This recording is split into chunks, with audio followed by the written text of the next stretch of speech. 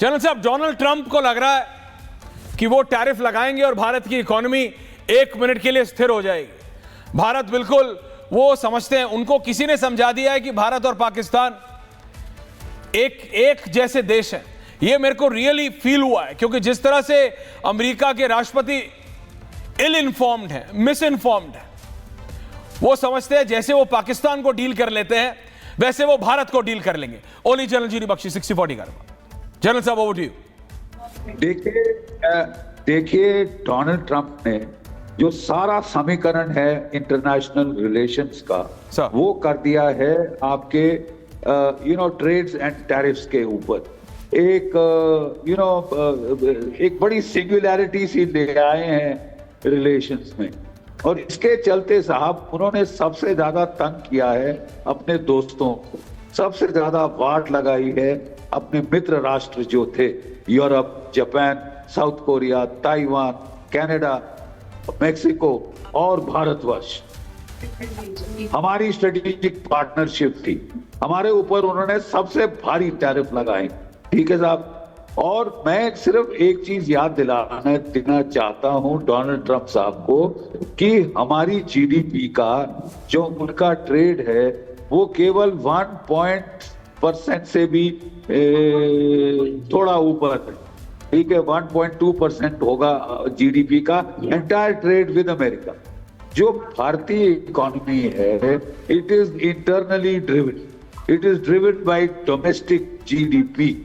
जो जीडीपी हमारा है वो ज्यादातर हम खरीद फरोख्त जो भी कर रहे हैं वो अपने देश के अंदर ही हम बना रहे हैं, सेल कर रहे हैं। इस unlike the Chinese economy, Japanese economy, it is not export driven, it is not export और पेरिश। और हमारा सवा सत्यानाश नहीं होगा अगर वो हम पे टैरिफ लगा दें, हम और मार्केट्स ढूंढ लेंगे। ठीक है, वो जो बड़े खुश हो रहे हैं कि मैंने तबाही मचा दी भारतवर्ष में, ठीक है, आपने तंग किया है हमारे लोगों को, दिवाली के पहले तंग किया है, पेट पे लात मारने की कोशिश की है, कारपेट वीवर्स की, टेक्सटाइल वर्कर्स की, गोल्ड स्मिथ्स की। हम सह लेंगे साहब, कोई बड़ी बात नहीं है, हम अल्टरनेटिव मार्केट्स ढूंढ लेंगे, थोड़ा समय लगेगा। लेकिन ये जो पूरा geo strategic framework of relationship था उसको सवा सत्यानाश कर दिया। 20 साल लगे थे। सर आपका ऑडियो थोड़ा खराब हो रहा है, ठीक होते ही वापस जा रहा हूं। हर्षवर्धन जी एनवी, अवधेश कुमार जी आ रहा हूं, professor Joshi I am coming to you. Harshvardhan ji एनवी, हर्षवर्धन जी, विपक्ष कह रहा है देखो ये डेस्परेट है, इससे आप एक मैसेज देना चाहते हो लेकिन कुछ होगा नहीं।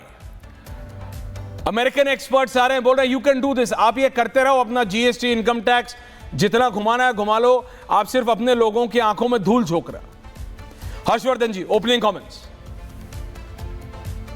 ठीक है शरय जी, सबसे पहले तो ये कि अगर इसमें किसी को लग रहा है, जो हमने विपक्ष की प्रतिक्रिया देखी कि सरकार तुम्हारी सिस्टम हमारा, तो इससे खूबसूरत बात कुछ हो नहीं सकती कि लोकतंत्र में विपक्ष जो कहता है सरकार वो करती है, अगर जनता के हित का मुद्दा है तो।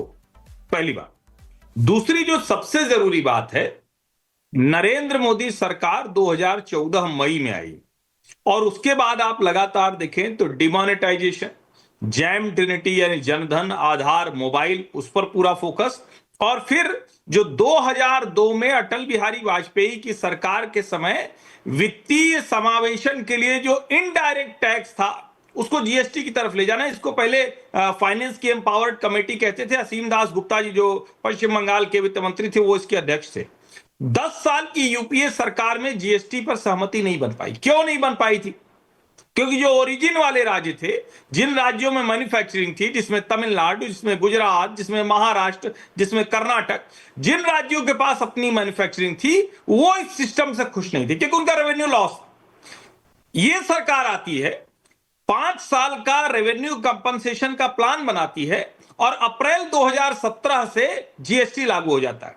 अब आज हम जहां खड़े हैं, कई लोग कह रहे हैं कि आज क्यों? तो पहली बात, ये ठीक बात है, निर्मला सीतारमण बिल्कुल दुरुस्त कह रहे हैं वित्त मंत्री जी कि ये कोई अमेरिका की वजह से नहीं है। लेकिन इस वक्त अमेरिका की जो चोट है हमारे ऊपर, और देखिए बड़ी चोट है, इसको हम यूं नहीं कह सकते हैं कि हम दूसरा मार्केट खोज लेंगे या कुछ कर लेंगे। समय लगेगा और उसमें इतना समय लगेगा कि हमारा नुकसान होना शुरू हो गया है। ऑर्डर बुक हमारी रुक गई है, लेकिन ऐसे समय में ये सपोर्ट करेगा इंडस्ट्री को, ऐसे समय में ये सपोर्ट करेगा कंज्यूमर को। और सरकार ने क्यों किया? क्योंकि 66 लाख से 1.51 करोड़ ये हमारा जीएसटी देने वालों का दायरा बढ़ गया है। हम 22 लाख करोड़ का FY 24-25 में रेवेन्यू आया है सरकार के खजाने में। तो सरकार ने बहुत सलीके से इसको देखकर तय करके किया है। और अभी भी थोड़ा बहुत रेवेन्यू लॉस का भले होगा क्योंकि सीधे सीधे 2 स्लैब रह गए, लेकिन लोगों की जरूरत का सामान सस्ता हुआ, नंबर 1। इंडस्ट्री को रूम मिल रहा है, स्पेस मिल रहा है। और मैं अपने जो उद्यमी भाई हैं उनसे कहूंगा कि मुनाफे के चक्कर में ज्यादा मत पड़ जाइएगा, वरना यह बड़ी मुश्किल होती है कि सरकार आपको कुछ देती है, आप उसको खा पचा के दुरुस्त कर लेते हैं और उसके बाद कहते हैं कि हमारी फिर मुश्किल खड़ी हो गई। ये नहीं हो सकता है। अगर आप इंडस्ट्री चला रहे हैं तो आपके पास इतना रूम, इतना स्पेस होना चाहिए। और अगर आप कंज्यूमर को वो पास ऑन करेंगे तो जो डिमांड है वो ज्यादा जनरेट होगी, और जिसको हम बार बार कहते हैं इकोनॉमी का वर्चुअस साइकिल क्रिएट हो जाएगा। और मेरा ये मानना है कि ये जो वर्चुअस साइकिल है ये अमेरिका को, और मैं बहुत श्योर हूं, बहुत कॉन्फिडेंट हूं, बार बार मैं कह रहा हूं, अमेरिका के पास कोई ऑप्शन नहीं है विद इन 2-3 मंथ्स हमारी और अमेरिका के बीच की जो आप उसको FTA कह लीजिए, BTA कह लीजिए, जिस नाम से भी पुकारे, हमारे उनकी ट्रेड डील होनी ही होनी है। बहुत ज्यादा दबाव है, बहुत दबाव है अमेरिकी कंपनियों का, अमेरिका के जो सुशांत जी on the other side. Overall Trump. I want Sushant Sarin on this. Sushant Sarin and Harshvardhan ji. Sushant Sarin ji, do you agree on this? कि ये होना ही होना है? नहीं, आई डोंट डिसएग्री विद जी। आई डोंट, मैं पूरी तरीके से जो हर्ष जी कह रहे हैं मैं उससे डिसएग्री नहीं करता। उसमें जरूर कई चीजों में तथ्य है। सिर्फ अब वो भारत और अमेरिका, देखिए अगर तो एक रैशनल प्लेयर के साथ आप डील कर रहे होते अमेरिका में, फिर तो मैं हर्षवर्धन जी की बात को 100% मान लेता। लेकिन आप एक मस्खरे के साथ डील कर रहे हैं जो किस तरफ से उठेगा बिस्तरे के आपको पता नहीं है। उसके कान में क्या कोई फूकेगा और उसको क्या पट्टी पढ़ाएगा आपको पता नहीं है। उसने अपने मन में ये धारणा बना ली है कि रूस को अगर रूस के ऊपर लगाम कसनी है तो भारत का गला काटो। अब अगर ऐसा अहमकाना उसको सुझाव मिला हुआ है और उसने इंटरनलाइज कर लिया है और उसके जो चेले चपाटे हैं, और ये तो देखिए यार ऐश्वर्या, देखिए हमने तो कभी नहीं सोचा था कि अमेरिका में ये होगा, फ्रैंकली स्पीकिंग, कि जैसे नॉर्थ कोरिया में होता है कि वो एक अपनी कैबिनेट की मीटिंग में बैठे हुए हैं, उसको टेलीवाइज कर रहे हैं, सब उसकी अगुवाई कर रहे हैं। नॉर्थ कोरिया में वो ऐसे ऐसे ऐसे ऐसे करके ताली बजाते थे, यहाँ पर ये ताली भी सब कुछ कर दिया इन्होंने।